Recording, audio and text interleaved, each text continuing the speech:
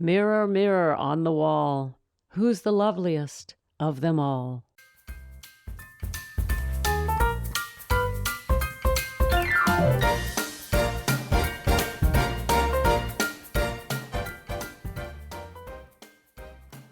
Hello, gals, and welcome to Sober Living Snippets, where we live alcohol-free so we can heal those relationships, feel youthful again, and ditch regret and shame.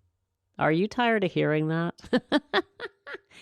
I'm trying to think. I might be getting tired of saying it. Should we say something different? Okay, I'll work on coming up with a different tagline. But in the meantime, I am Becca Jacobson. This is a snippet, and you are welcome in my world. And I am glad you are here today, because today I want you to get your pen out. So if you're driving, please don't do this. Come back later.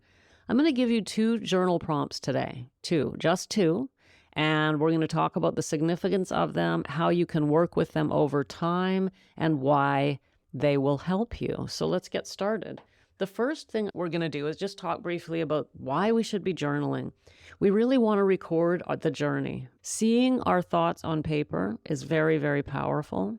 There's so many reasons to journal. As a matter of fact, when you sign up for the Sober Living letters, which are supplements to the snippets that I send via email, the first thing I send you is a journaling guide. And we're not going to talk today about the value of journaling. That would be another snippet. I have talked about it in the past. So just assuming that you believe me, if you don't already, journaling is a worthwhile practice, and it doesn't necessarily come naturally. We do need to practice, just like everything. We're not born knowing how to do it.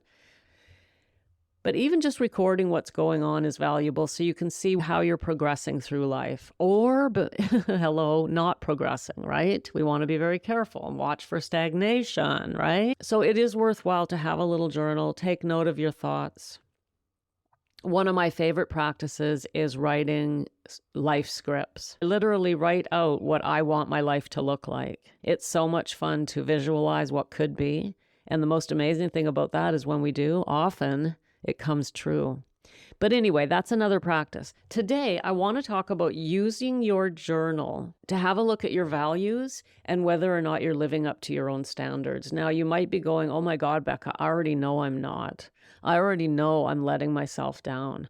I already know that I've broken so many promises to myself with alcohol. Why would I want to look at this more closely? Well, the truth is, gals, if you're still stuck and you haven't reached out for help, then something's stopping you. And so sometimes we really need to have the courage to look more closely to finally be willing to make the decision to take the steps necessary to change our lives. And so I'm going to give you 2 questions today that I want you to spend some time with. I really want you to take this seriously and spend some time with this. The first question is very simple. It's all simple. Right? If you know me, if you've been around here a while, you know that I often say personal growth is simple but not easy. So the simplest things in life are the most profound. Saying a prayer, that's simple. And it's the deepest, most profound thing we can do, right? You don't want things complicated. If somebody's trying to hand you a complicated pathway to recovery, that just means they don't know what the hell they're doing. So it needs to be simple, as I say, not necessarily easy because we have to face ourselves, but simple. So the first journal prompt I have for you today is I want you to write down the values that you consider the most important in your life.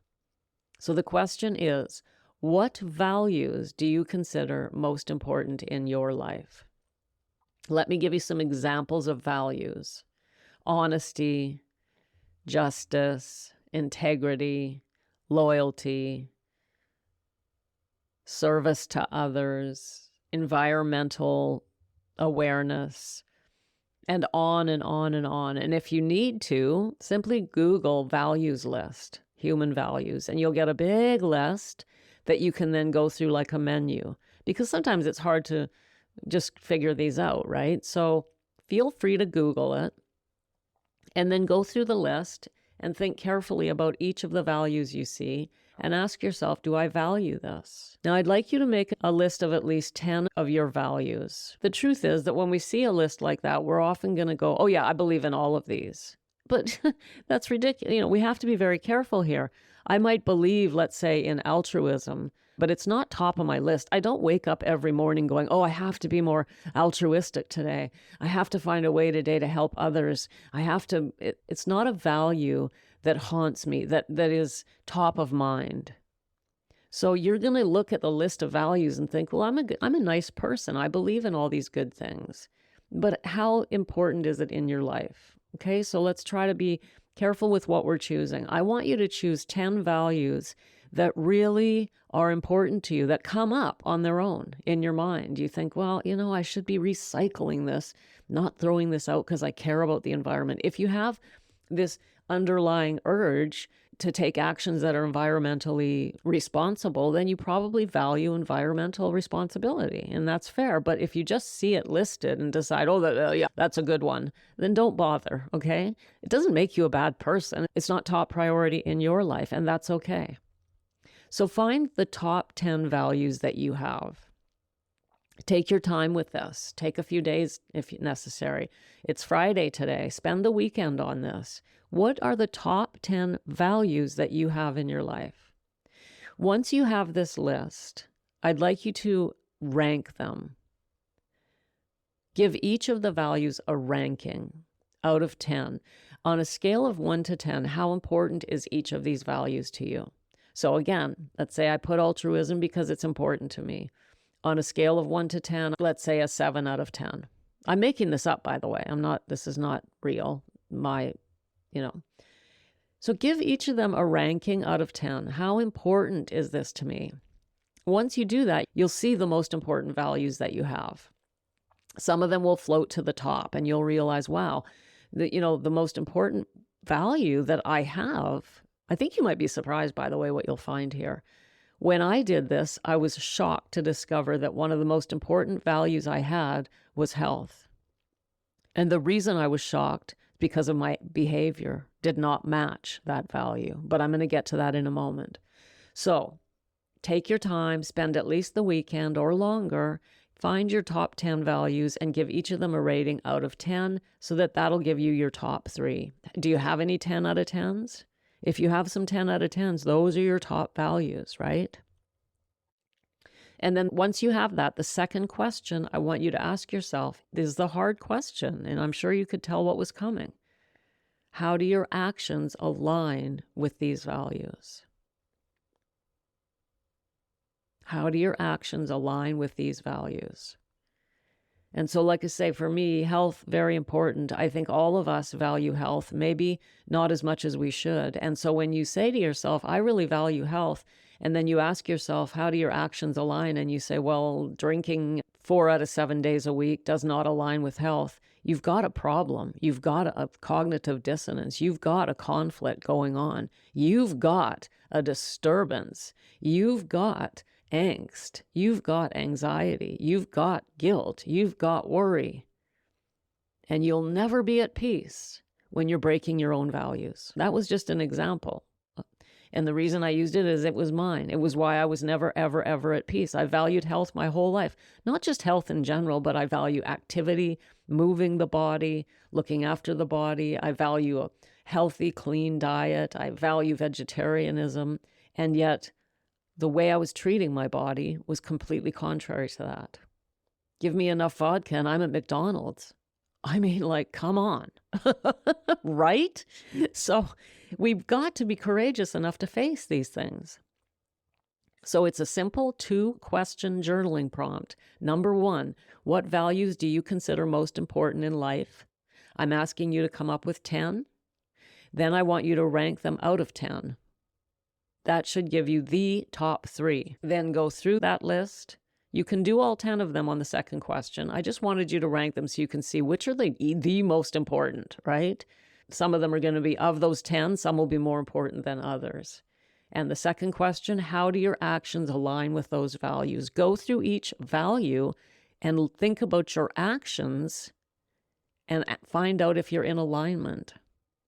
And the degree of misalignment is the degree of unhappiness you are suffering. That's the degree of unhappiness you are living with. We break our own values and we make ourselves unhappy. I don't want you living with a never-ending cognitive dissonance, or to put it more plainly, self-loathing, self-disgust. What the hell is wrong with me? Why do I behave this way and believe this? This is a very blatant and clear way to see what we're doing that makes us so unhappy. And I'm pretty safe to say that you're going to be breaking your own values, and it's going to be because of alcohol in most cases. Alcohol makes us lazy. We don't do as much exercise as we believe in, or we don't eat properly. This is the example I use for myself. Another value you might have would be family loyalty, and yet you find yourself not showing up for the family because you're drinking. Right? These are just examples. You don't need me to give you examples of what's going to probably come out for you. Be brave, my dear, and do this exercise. Get your list, get it down, rate them out of 10, find out the ones that are at the top of that list, and then ask yourself the question, how do my actions align with these values? And then you're going to be sitting there in it, going, well, they don't. And so what do you do next? I'll tell you what you do next. You get the help you need to get alcohol out of your life. And if you want a little bit of extra juice on the path, the best thing you could do today is to sign up and get the Sober Living letters, which are a supplement to your daily snippet. Think of the snippet as the what and the letter as the how. The minute you sign up, I'm going to send you a free copy of my international best-selling memoir and a free breathing guide. This isn't just an email list. It's a deeper dive into snippet land and a reminder that you are stronger than your cravings and you can live up to your values. You do not have to figure this out alone. So go to the notes from this episode, sign up now, and take back control. Start getting connected to me via email. I do not send out junk. Or, of course, you can always book that call with me and we can take it to the next level for real. My dear, thank you for popping in this week. This takes us to the end of another week of snippets. Be brave, be brave, be brave. And because I know that taking these kinds of actions takes courage, Monday, March 31st, that's 2 days from now, we are going to be looking at Susan Jeffers' amazing little classic book called Feel the Fear and Do It Anyways. Feel the Fear and Do It Anyways. You could grab it now, look at it over the weekend, and we'll talk about it starting on Monday, or not. As I've said before, you don't have to have the book to enjoy the book studies. I go through these books, and I give you the key takeaways to help you live your alcohol-free life or start your alcohol-free life. And in this case, it's all about fear.